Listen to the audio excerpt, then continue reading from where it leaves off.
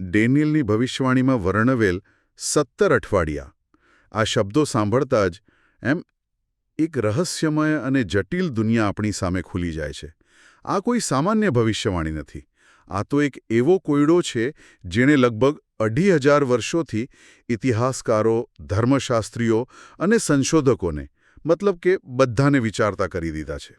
આજે આપણી પાસે જે સ્ત્રોતો છે એ કોઈ સામાન્ય લેખો નથી, પણ આ કોયડાને ઉકેલવા માટે લખાયેલા ઊંડાણપૂર્વકના વિશ્લેષણ છે. તે આ ભવિષ્યવાણીના ગણિત, તેના ઐતિહાસિક જોડાણો અને સૌથી અગત્યનું તેના આધ્યાત્મિક અર્થને સમજાવવાનો પ્રયત્ન કરે છે. તો આજની આપણી ચર્ચાનો હેતુ સ્પષ્ટ છે. આપણે એક પ્રાચીન રહસ્યને ઉકેલવાના છીએ. આ 17 અઠવાડિયાનો અર્થ શું છે?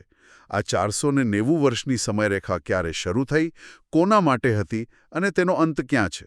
ચાલો એક એક કરીને પુરાવા તપાસીએ અને આ ગૂંચવણને ઉકેલવાની શરૂઆત કરીએ. ચાલો સૌથી પહેલા અને સૌથી મૂળભૂત સવાલથી શરૂઆત કરીએ. ભવિષ્યવાણી કહે છે 17 અઠવાડિયા. હવે આપણી પાસેના સ્ત્રોતો હિબ્રુ શબ્દ શાબુઆ પર ખૂબ ભાર મૂકે છે, જેનો અર્થ 7નો સમૂહ અથવા અઠવાડિયું થાય છે. તો સાદું ગણિત કરીએ તો 70 ગુણ્યા 7 એટલે 490 દિવસ. પણ અહીં જ મારો પહેલો સવાલ છે. શું આટલી મોટી, યુગો સુધી ચાલનારી ભવિષ્યવાણી ફક્ત 490 દિવસ માટે હોઈ શકે? એટલે કે 1.5 વર્ષથી પણ ઓછા સમય માટે? મને આ વાત કંઈ ગળે નથી ઉતરતી. અને તમારો સવાલ બિલકુલ યોગ્ય છે. જો આપણે આને શાબ્દિક રીતે 490 દિવસ માની લઈએ તો આખી ભવિષ્યવાણીનો કોઈ અર્થ જ રહેતો નથી. અહીં જ આપણને પહેલી અને સૌથી મહત્વની ચાવી મળે છે, જેને સ્ત્રોતો એક દિવસ માટે એક વર્ષનો સિદ્ધાંત કહે છે.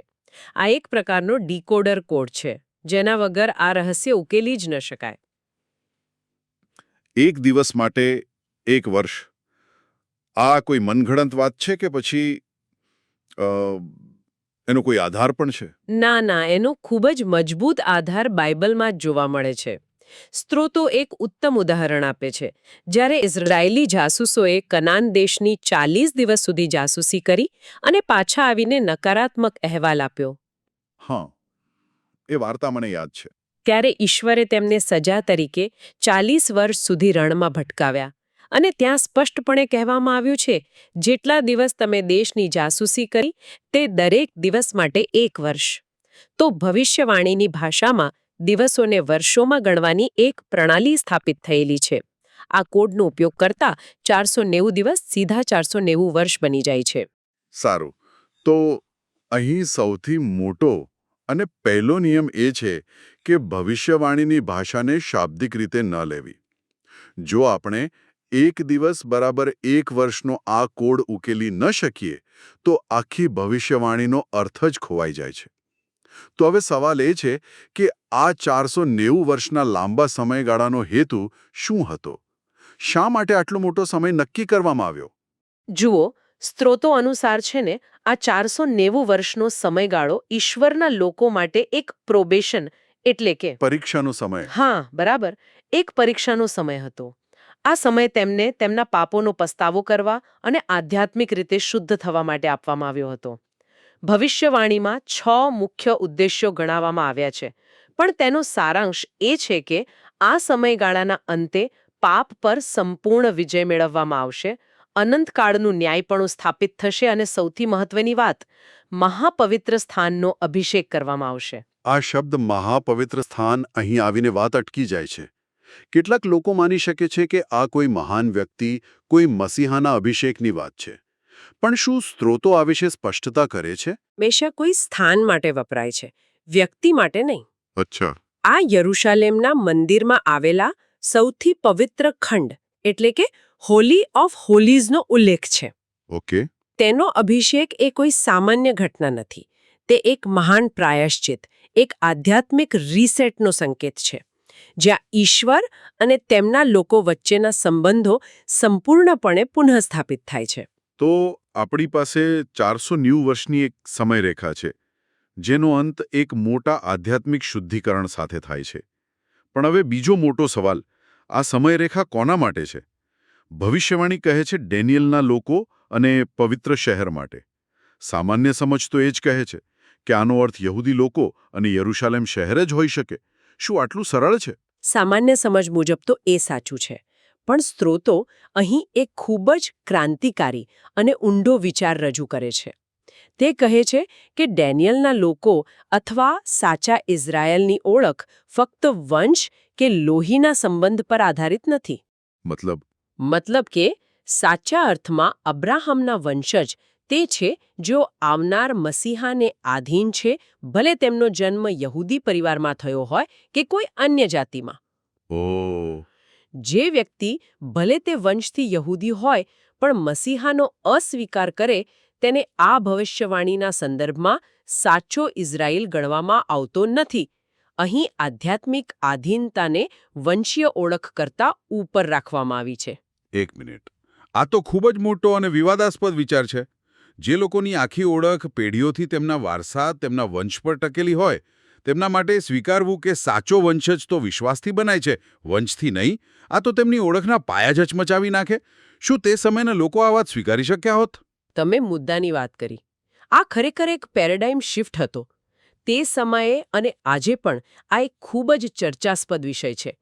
પણ આનો અર્થ એ નથી કે ઇઝરાયેલ રાષ્ટ્રનું કોઈ મહત્વ જ નથી. હા, એ જ મારો આગલો પ્રશ્ન હતો. સ્ત્રોતો આ ગેરસમજને પણ દૂર કરે છે. તે સ્પષ્ટ કરે છે કે ઈશ્વરનું બોલાવવું અફર છે.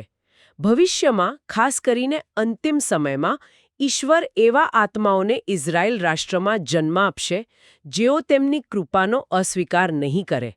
અને આ રીતે સમગ્ર રાષ્ટ્ર એકસાથે ઈશ્વર તરફ પાછું ફરશે. આ વાત પૂર્વનિયતિના સિદ્ધાંત જેવી લાગે છે, જે પોતે જ એક જટિલ વિષય છે.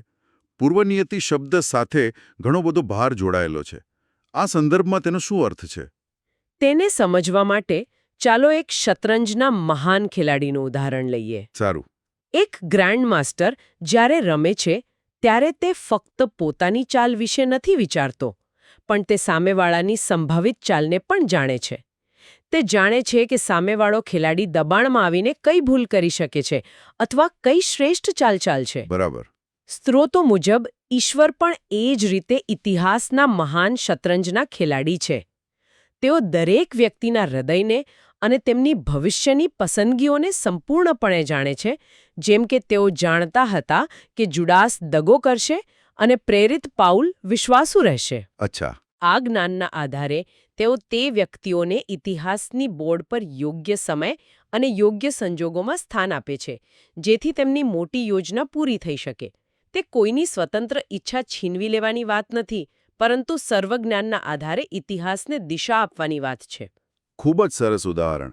તો આપણે જાણીએ છીએ કે આ ભવિષ્યવાણી 490 વર્ષની છે અને તે કોના માટે છે.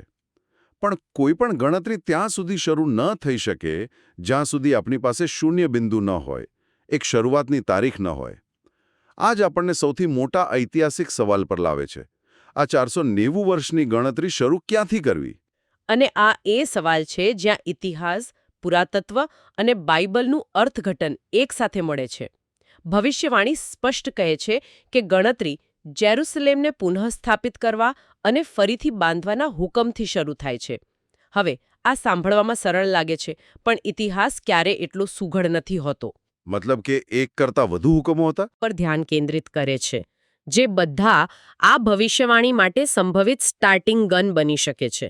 આને એક મોટા સરકારી પ્રોજેક્ટ તરીકે વિચારો, જે અલગ અલગ તબક્કામાં મંજૂર થયો. રસપ્રદ. તો પહેલો તબક્કો કયો હતો? પહેલો અને સૌથી પ્રખ્યાત હુકમ મહાન રાજા સાયરસનો હતો, 537 BCમાં. તેને શક્તિશાળી બેબીલોન સામ્રાજ્યને હરાવ્યું અને યહૂદીઓને તેમના વતન પાછા જવાની પરવાનગી આપી. ઓહ, આ તો મોટી વાત હતી. તેણે દેશ નિકાલનો અંત આણ્યો. તો બસ, વાત પૂરી થઈ. 537 BC એ આપણી શરૂઆતની તારીખ છે, ખરું ને? ઉતાવળ ન કરો. સાયરસના હુકમ પછી લોકો પાછા તો ગયા અને મંદિરનું નિર્માણ શરૂ પણ કર્યું. પણ પછી રાજકારણ નડ્યું. હંમેશાની જેમ. હા. સ્થાનિક લોકોએ વિરોધ કર્યો, નવા રાજાઓ આવ્યા જેમને આ પ્રોજેક્ટમાં રસ નહોતો, અને કામ લગભગ 15-16 વર્ષ સુધી અટકી ગયું. આખી યોજના ઠપ થઈ ગઈ. તો પછી શું થયું? વર્ષો પછી 520 BCમાં એક નવો રાજા આવ્યો, જેનું નામ ડેરિયસ હતું.